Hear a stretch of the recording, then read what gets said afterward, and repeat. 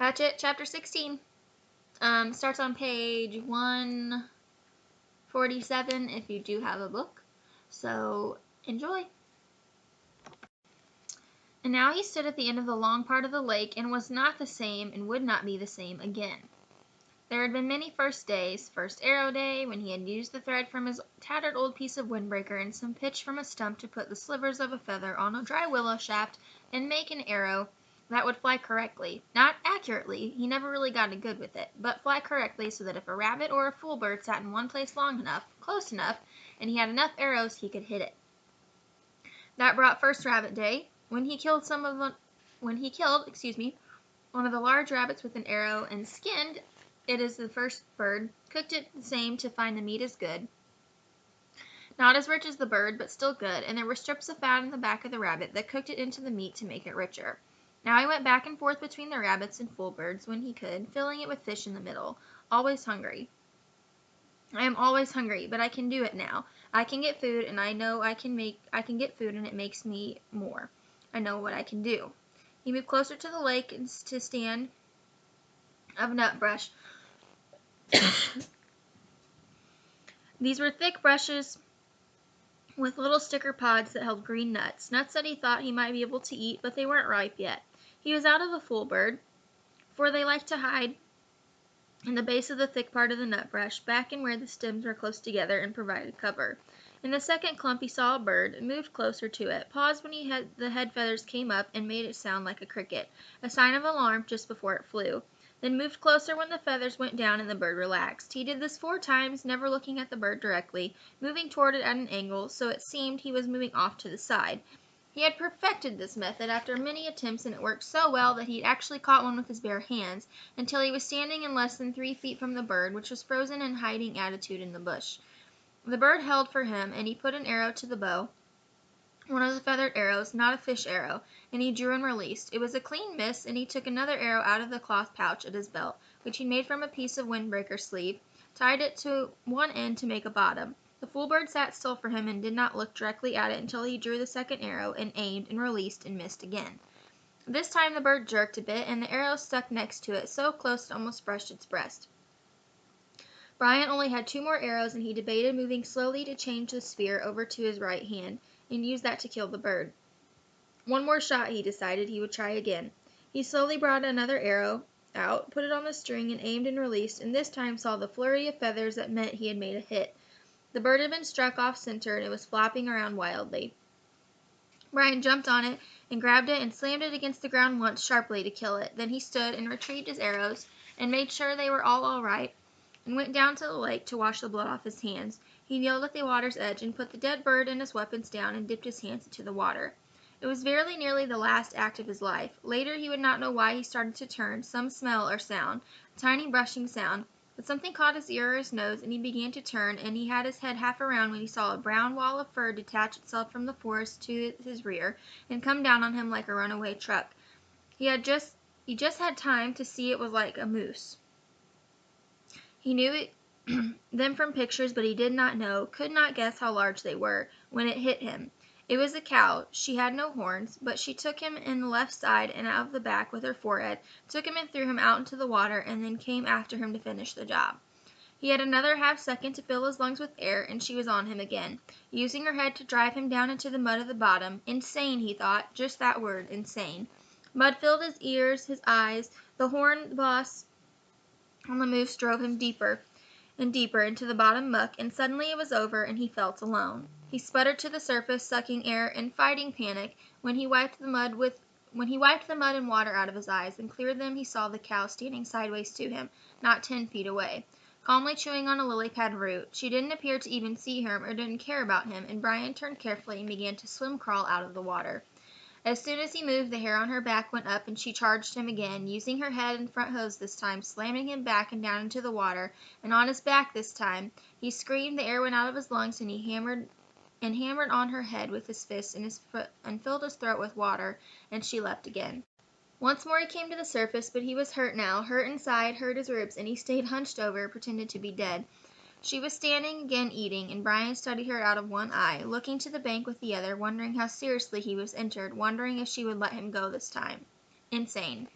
He started to move ever so slowly. Her head turned and her back hair went up, like the hair on an angry dog. He stopped, took a slow breath, and the hair went down, and she ate. Move, hair up, stop. Hair down, move, hair up. A half a foot at a time, until he was at the edge of the water. He stayed on his hands and his knees. Indeed, he was hurt, so he wasn't sure he could walk anyway. She seemed to accept that, let him crawl slowly out of the water and up into the trees and brush. When he was behind a tree, he stood carefully and took stock. Legs seemed all right, but his ribs were hurt bad. He could only take short breaths, and then he had a jabbing pain. And his right shoulder seemed to wrench somehow. Also, his bow and his spear and a full bird were in the water. At least he could walk, and he had just about decided to leave everything when the cow moved out of the deeper water and left him as quickly as she'd come, walking down along the shoreline in the shallow water, with her long legs making sucking sounds when she pulled them free of the mud. Hanging on a pine limb, he watched her go, half expecting her to turn and come back to run him over again. But she kept going, and when she was well gone from sight, he went to the bank and found the bird, then waded out a bit to get his bow and spear. Neither of them were broken, and the arrows, incredibly, were still in his belt pouch, although messed up with mud and water. It took him most of an hour to work his way back around the lake. His legs worked well enough, but if he took 2 or 3 fast steps, he would begin to breathe deeply, and the pain from his ribs would stop him, and he would have to lean against a tree until he could slow back down to shallow breathing. She had done more damage than he originally thought, the insane cow. No sense at all to it, just madness. When he got to the shelter, he crawled inside and was grateful for the coals that were still glowing, and thought he had to get wood first thing in the mornings to be ready for the day. Grateful that he had thought to get enough wood for 2 or 3 days at a time, grateful that he had fish nearby if he needed to eat, and grateful, finally, as he dozed off, that he was alive. So insane, letting sleep cover the pain in his chest, such an insane attack for no reason, and he fell asleep with his mind trying to make the moose have reason. The noise awakened him. It was a low sound, a low roaring sound that came from wind. His eyes snapped open, not because it was loud, but because it was new. He had felt wind in his shelter, felt the rain that came with the wind, and had heard thunder many times in the past 47 days, but not this noise. Low, almost alive, almost from a throat somehow. The noise was a roar, a far-off roar, but coming at him, and when he was fully awake he sat up in the darkness, grimacing with the pain from his ribs. The pain was different now, a tightened pain, and it seemed less, but the sound. So strange, he thought, a mystery sound, a spirit sound, a bad sound. He took some small wood and got the fire going again, and felt little comfort and cheer from the flames, but also felt that he should get ready.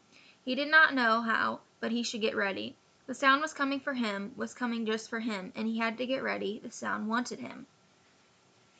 He found the spear and the bow where they were, hanging on the pegs of the shelter wall, and he brought his weapons to the bed he had made of pine boughs.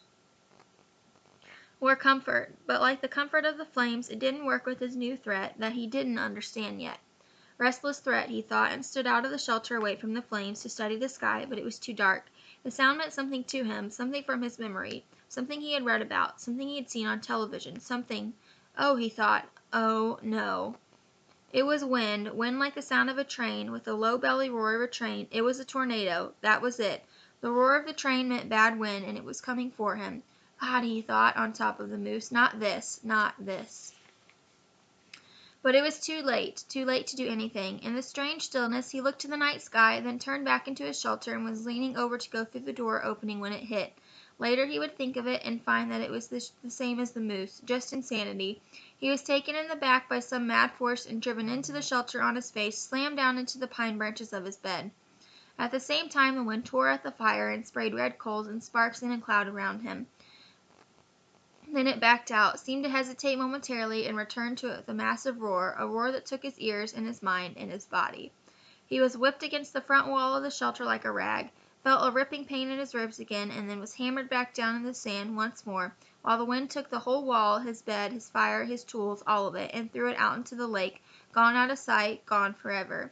He felt a burning on his neck, and reached up to find red coals there. He brushed those off, found more in his pants, and brushed those away. And the wind hit again, heavy gust, tearing gust. He heard trees snapping in the forest around the rock, felt his body slipping out, and clawed at the rocks to hold himself down. He couldn't think, just held and knew that he was praying, but didn't know what the prayer was, knew that he wanted to stay and be, and then the wind moved to the lake. Brian heard the great roaring, sucking sounds of the water, and opened his eyes to see the lake torn by the wind, the water slamming in great waves that went all ways, fought each other, and then rose in a spout of water going up into the night sky like a wet column of light.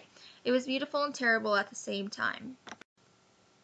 The tornado tore one more time at the shore on the opposite side of the lake, and Brian could hear trees being ripped down, and then it was done, gone as rapidly as it had come. It left nothing, nothing but Brian in the pitch dark.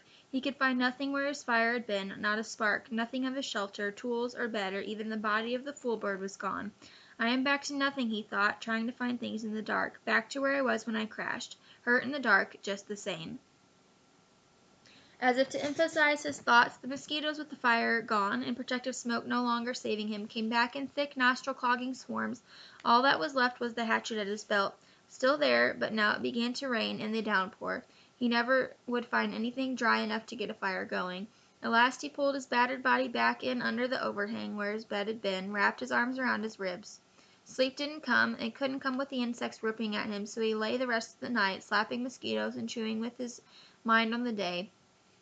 The morning had been fat, well, almost fat, and happy, sure of everything, with good weapons, and food and the sun in his face, and things looking good for the future. And inside of one day, just one day, he had been run over by a moose in a tornado. He had lost everything and was back to square one, just like that. A flip of some giant coin, and he was the loser.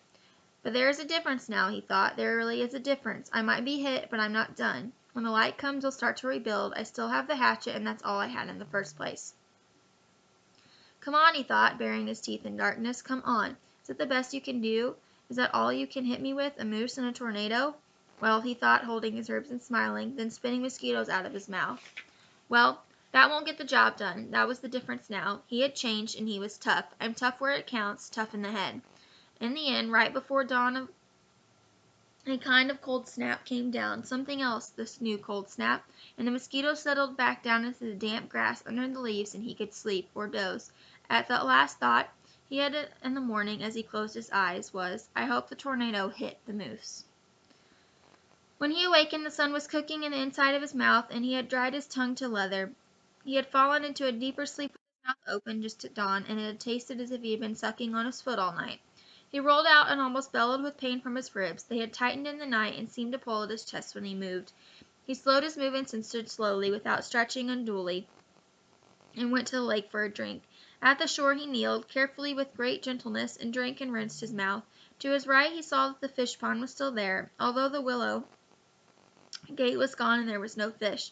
They'll come back, he thought. As soon as I can make a spear or a bow, and get one or two for bait, they'll come back. He turned to look at his shelter, saw that some of the wood for the walls was scattered around the beach, but it was still there, then saw his bow jammed into a driftwood log, broken, but with the precious string still intact. Not so bad, now, not so bad. He looked down the shoreline for other parts of his wall, and that's when he saw it. Out in the lake, in the shore part of the L, something curved and yellow was sticking 6 or 8 inches out of the water. It was a bright color, not a natural or earth color. For a second he could not place it, then he knew what it was. It was the tail of the plane. He said it aloud, half expecting to hear somebody answer him. There it was, sticking up out of the water. The tornado must have flipped the plane around somehow when it hit the lake, changed the position of the plane, and raised the tail. Well, he thought. Well, just look at that. And at the same moment, cutting through hit him, he thought of the pilot still in the plane, and it brought a shiver and massive sadness that seemed to settle on him like a weight. And he thought he should say or do something for the pilot, some words, but he didn't know any of the right words, the religious words. So he went down to the side of the water and looked at the plane and focused his mind, the way he did when he was hunting the fool birds and wanted to concentrate. Focused it on the pilot and thought, have rest forever.